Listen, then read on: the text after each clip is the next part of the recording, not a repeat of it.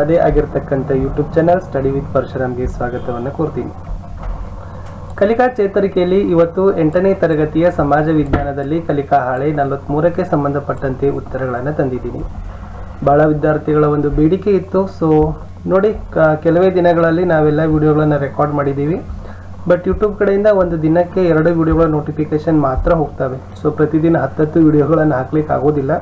So ಅದಕ್ಕಾಗಿ ತಾವೆಲ್ಲರೂ ಕೂಡ ಸ್ವಲ್ಪ ತಾಳ್ಮೆಯಿಂದ ಇರಬೇಕು. ಎಲ್ಲ ಕಲಿಕಾ ಹಾಳೆಗಳ ಉತ್ತರಗಳನ್ನು ಮತ್ತು ಪಠ್ಯಪುಸ್ತಕದ ಎಲ್ಲ ಪಾಠಗಳ ಕ್ವಶನ್ ಆನ್ಸರ್ಸ್ಗಳ ವಿಡಿಯೋಗಳನ್ನು ನಾವುಗಳು ಲೈನಪ್ ಅಲ್ಲಿ ಮಾಡಿದ್ದೀವಿ. ಅವೆಲ್ಲಗಳು ಕೂಡ ಕ್ರಮವಾಗಿ ಡೇ ಟು ಡೇ ಏನಾಗ್ತದಪ್ಪ ಅಂದ್ರೆ ರಿಲೀಸ್ ಆಗ್ತವೆ. ವಿಡಿಯೋವನ್ನು ಲೈಕ್ ಮಾಡಿ, ಶೇರ್ ಮಾಡಿ, ಹೊಸಬರಾಗಿದ್ದರೆ ಚಾನಲನ್ನು ಸಬ್ಸ್ಕ್ರೈಬ್, ಜೊತೆಗೆ ನಮ್ಮ ಟೆಲಿಗ್ರಾಮ್ ಗ್ರೂಪ್ ಇದೆ, ಅದಕ್ಕೂ ಕೂಡ ಬಂದು ಜಾಯಿನ್ ಆಗಿ ಅಂತ ಹೇಳ್ತಾ ಕಲಿಕಾ ಹಾಳೆ 43ಕ್ಕೆ ಸಂಬಂಧಪಟ್ಟಂತೆ ಉತ್ತರಗಳನ್ನು ನೋಡೋಣ.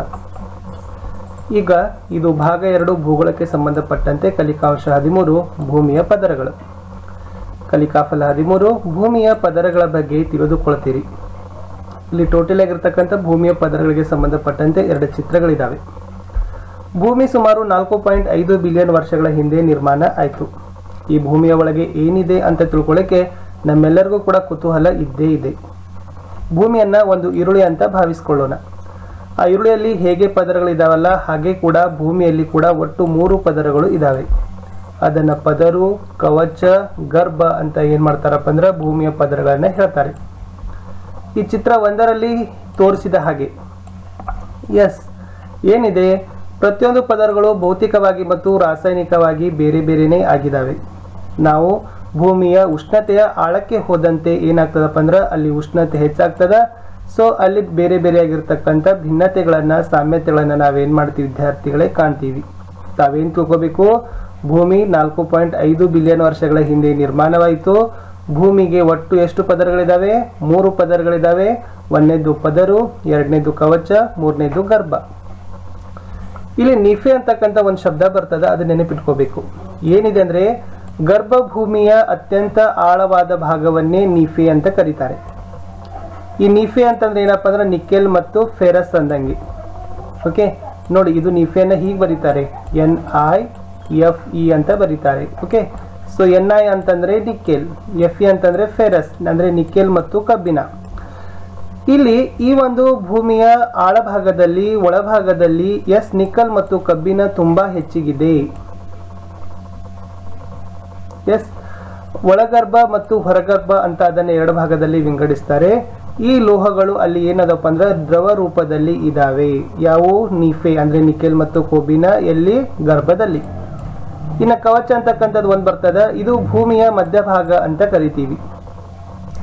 ಇದು ಭೂಮಿಯ 84ರಷ್ಟು ಭಾಗ ಹೊಂದಿದೆ. ಇಲ್ಲಿರ್ತಕ್ಕಂಥ ಲೋಹಗಳು ಅರೆ ಘನ ರೂಪದಲ್ಲಿದ್ದಾವೆ. ಅದರ ದಪ್ಪ ಸುಮಾರು 2900 ಕಿಲೋಮೀಟರ್ ಅಂತ ಹೇಳ್ತಾರೆ. ಇನ್ನ ತೊಗಟೆ ಅಥವಾ 3ನೇದು ಪದರು ಅಂತ ಕರೀತಾರೆ. ಇದು ಭೂಮಿಯ ಮೇಲ್ಪದರು. ಇಲ್ಲಿ ನಾವು ದಿನನಿತ್ಯ ಏನ್ ಮಾಡ್ತೀವಪ್ಪ ಅಂದ್ರೆ ತಿರುಗಾಡ್ತೀವಿ. 1% ಮಾತ್ರ ಭೂಭಾಗ ಇದೆ.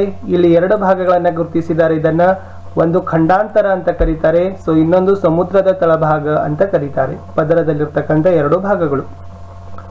ಖಂಡಾಂತರ ಆಗಿರ್ತಕ್ಕಂಥದ್ದು ಸಿಲಿಕಾ ಮತ್ತು ಅಲ್ಯೂಮಿನಿಯಂ, SiAl ಅಂತ ಕರೀತಾರೆ. ಸಮುದ್ರದ ತಳಭಾಗ ಆಗಿರ್ತಕ್ಕಂಥದ್ದು ಸೀಮಾ, ಸಿಲಿಕಾನ್ ಮತ್ತು ಮ್ಯಾಗ್ನೀಸಿಯಂ. ಅವೆರಡು ನೆನಪಿಟ್ಕೊಳ್ಬೇಕು. ನಿಫೆ ಒಂದು ಇಟ್ಕೋಬೇಕು.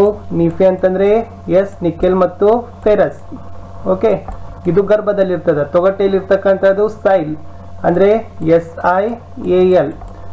Si ಅಂದ್ರೆ ಸಿಲಿಕಾನ್, Al ಅಂದ್ರೆ ಅಲ್ಯೂಮಿನಿಯಂ. ಇದು ಇರ್ತಕ್ಕಂಥದ್ದು ಖಂಡಾಂತರ ಅಂತ ಕರೀತಾರೆ. ಇನ್ನು ಸೀಮಾ, Si ಅಂದ್ರೆ ಸಿಲಿಕಾನ್, Ma ಅಂದ್ರೆ ಮ್ಯಾಗ್ನೀಸಿಯಂ ಅಂತ ಕರೀತಾರೆ. ಇದಿರೋದು ಸಮುದ್ರದ ತಳಭಾಗ. ಈ ಭೂಮಿಯ ಮೇಲ್ಪದರದಲ್ಲಿ ಅನೇಕ ಬಣ್ಣದ ಕಲ್ಲುಗಳನ್ನು ಕಾಣ್ತೀವಿ. ವಿಭಿನ್ನ ಗಾತ್ರದ ಕಲ್ಲುಗಳಿದಾವೆ. ಸೊ ನಮ್ಗೆ ಈಗಾಗಲೇ ಇದ್ರ ಬಗ್ಗೆ ಇತಿಹಾಸ ಗೊತ್ತೇ ಇದೆ. ಬಹಳಷ್ಟು ರೀತಿಯಾಗಿರ್ತಕ್ಕಂಥ ಖನಿಜ ಲೋಹಗಳನ್ನು ನಾವು ಭೂಮಿಯ ಮೇಲ್ಪದರದಲ್ಲಿ ಅಂದ್ರೆ ಪದರದಲ್ಲಿ, ತೊಗಟೆಗಳಲ್ಲಿ ಕಾಣ್ತೀವಿ. ಇಷ್ಟು ನೀವು ಏನ್ ಮಾಡ್ಬೇಕಾಗಿತ್ತು ವಿದ್ಯಾರ್ಥಿಗಳೇ, ನೋಟ್ಸ್ ಅನ್ನ ಕಲಿಕಾ ಹಾಳೆಗಳಿರ್ತಕ್ಕಂಥ ವಿಷಯವನ್ನ ನೆನಪಿನಲ್ಲಿ ಇಟ್ಕೊಳ್ಬೇಕಿತ್ತು. ಕ್ವಶನ್ಸ್ ಗಳನ್ನ ನೋಡೋದಾದ್ರೆ ಕಲಿಕಾ ಹಾಳೆ 43ರಲ್ಲಿ 1ನೇದು ಪದರು ಅಥವಾ ಮೇಲ್ಪದರು ಅಂತೀವಿ, 2ನೇದು ಕವಚ ಅಂತೀವಿ, 3ನೇದು ಗರ್ಭ ಅಂತೀವಿ. 4ನೇ ಚಿತ್ರದಲ್ಲಿ ಇಲ್ಲಿ ಏನಿದೆ ಅನ್ನೋದನ್ನ ನನಗೆ ಸ್ಪಷ್ಟವಾಗಿ ಕಾಣ್ತಾ ಇಲ್ಲ ನಮ್ಮ PDF ಅಲ್ಲಿ. ಅದು ಕವಚ ಯೋಗ ಇದೇನೋ ಅಥವಾ ಏನು ಅನ್ನೋದನ್ನ ತಾವುಗಳು ಏನ್ ಮಾಡಬೇಕು ವಿದ್ಯಾರ್ಥಿಗಳೇ, 4ರಲ್ಲಿ ಬರಲಿಕ್ಕೆ ಪ್ರಯತ್ನವನ್ನ ಮಾಡಿ ಬರೀರಿ. 4th ಅಂತ ಹಾಕಿ ಅಲ್ಲಿ ಒಂದು ಆನ್ಸರ್ಸ್ ಅನ್ನ, ಕವಚ ಮುಂದೆ ಏನು ಇದೆ ಅದನ್ನ ನೋಡಿ, ನಮ್ಗೆ ಕಾಣ್ತಾ ಇಲ್ಲ. ಚಟುವಟಿಕೆ 2ರಲ್ಲಿ ಬಿಟ್ಟ ಸ್ಥಳಗಳನ್ನು ತುಂಬಿರಲಿಕ್ಕೆ ಕೇಳಿದ್ದಾರೆ. ಸೊ ಫಸ್ಟ್ ಕ್ವಶನ್ ಇತ್ತು, ಭೂಮಿಯ ಅತ್ಯಂತ ಒಳಭಾಗದಲ್ಲಿ ನಿಕೆಲ್ ಮತ್ತು ಕಬ್ಬಿಣ ದ್ರವವನ್ನು ಹೊಂದಿರುವ ಭಾಗಕ್ಕೆ ಏನಂತ ಕರೀತಾರೆ ಅಂತ ಕೇಳಿದ್ದಾರೆ. ಸೊ ಕಬ್ಬಿಣ ಮತ್ತು ನಿಕೆಲ್ ಎರಡನ್ನು ಇತ್ತಂದ್ರೆ ಅದನ್ನು ಏನಂತ ಕರೀತಾರೆ? ನೀಫೆ ಅಂತ ಕರೀತಾರೆ. ಎರಡನೇದು, ಭೂಮಿಯ ಅತ್ಯಂತ ದಪ್ಪವಾದ ಭಾಗಕ್ಕೆ ಏನಂತ ಕರೀತಾರೆ? ಕವಚ ಅಂತ ಕರೀತಾರೆ. ಭೂಮಿಯ ಮೇಲ್ಪದರನ ಏನಂತ ಕರೀತಾರೆ? ಪದರ ಅಥವಾ ತೊಗಟೆ ಅಂತ ಕರೀತಾರೆ. ಸೊ ಇವು ಬಿಟ್ಟ ಸ್ಥಳಗಳನ್ನು ಬರಲಿಕ್ಕೆ ಉತ್ತರಗಳು ಇತ್ತು. ಇಲ್ಲಿ ಚಟುವಟಿಕೆ 3ರಲ್ಲಿ ಒಂದು ಕೋಷ್ಟಕ ಕೊಟ್ಟಿದ್ದಾರೆ. ಅಲ್ಲಿ ಯಾವ ವಸ್ತುಗಳಲ್ಲಿ ಯಾವ ಲೋಹಗಳಿದ್ದಾವೆ, ಅವು ಯಾವ ಭೂಪದರಗಳಲ್ಲಿ ಸಿಗ್ತವೆ ಅಂತ ಬರಿಬೇಕಿತ್ತು.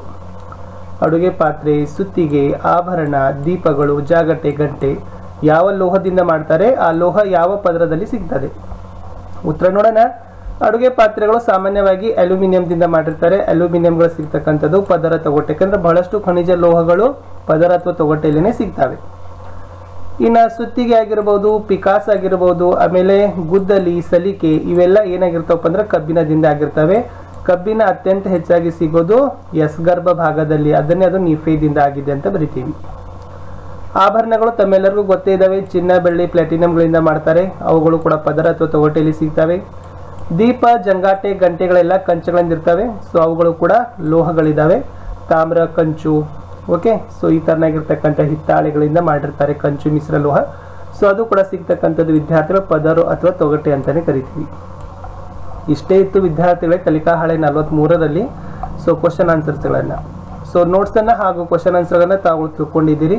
ಸೊ ವಿಡಿಯೋ ಇಷ್ಟ ಆಗಿದೆ ಅಂತ ಅನ್ಕೊಂಡಿದ್ದೀನಿ. ಮತ್ತೆ ನಾನು ಕಲಿಕಾ ಹಾಳೆ 44ರ ವಿಡಿಯೋದೊಂದಿಗೆ ಭೇಟಿಯಾಗ್ತೀನಿ. ವಿಡಿಯೋ ಇಷ್ಟ ಆದರೆ ಒಂದು ಲೈಕ್ ಇರಲಿ. ನಿಮ್ಮದೇ ಆಗಿರ್ತಕ್ಕಂಥ ಸೋಷಿಯಲ್ ಮೀಡಿಯಾ ಪ್ಲಾಟ್ಫಾರ್ಮ್ಗಳಲ್ಲಿ ಸಾಧ್ಯವಾದಷ್ಟು ವಿಡಿಯೋವನ್ನು ಹೆಚ್ಚು ಶೇರ್ ಮಾಡಿ. ತಮಗೆ ಏನಾದರೂ ಡೌಟ್ ಅನಿಸಿದರೆ ತಾವೇನು ಮಾಡ್ಬೋದು, ಕಮೆಂಟಲ್ಲಿ ಸಹಿತ ಪಿನ್ನನ್ನು ಮಾಡ್ಬೋದು.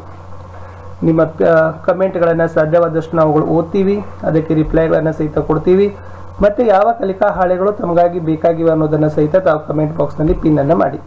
8ನೇ ತರಗತಿಯಲ್ಲಿ ಹಿಂದಿ ಮತ್ತು ವಿಜ್ಞಾನದಲ್ಲಿ ತುಂಬ ಉತ್ತಮ ಗುಣಮಟ್ಟದ ವಿಡಿಯೋಗಳಿದ್ದಾವೆ. ಅವುಗಳನ್ನು ಸಹಿತ ತಾವುಗಳು ನೋಡಬೇಕು, ಶೇರ್ ಮಾಡಬೇಕು. ಓಕೆ. ಸೊ ಸಾಧ್ಯವಾದಷ್ಟು ಬಹಳಷ್ಟು ಬೇಗನೆ ನಾವೇನು ಮಾಡ್ತಾ ಇದ್ದೀವಿ, 8ನೇ ತರಗತಿಯ ಒಂದು ಸೋಷಿಯಲ್ ಸೈನ್ಸು ಹಿಂದಿಯನ್ನು ಮುಗಿಸ್ತೀವಿ. ನಿಮಗೆ NMMS ಎಕ್ಸಾಮಿನೇಷನ್ಸ್ಗಳನ್ನು ಸ್ಟಾರ್ಟ್ ಮಾಡ್ತಾರೆ. ಅದಕ್ಕೆ ನಾವು ಕ್ವಶನ್ ಆನ್ಸರ್ಸ್ಗಳನ್ನು ಹಾಕ್ತೀವಿ. ಅವುಗಳನ್ನು ಸಹಿತ ತಾವುಗಳು ನೋಡಬೇಕು. ಹೋಪ್. ಸೊ ಮತ್ತೆ ಸಿಗ್ತೀನಿ ಹೊಸ ವಿಡಿಯೋದಲ್ಲಿ. ಅಲ್ಲಿವರೆಗೂ ಬಾಯ್.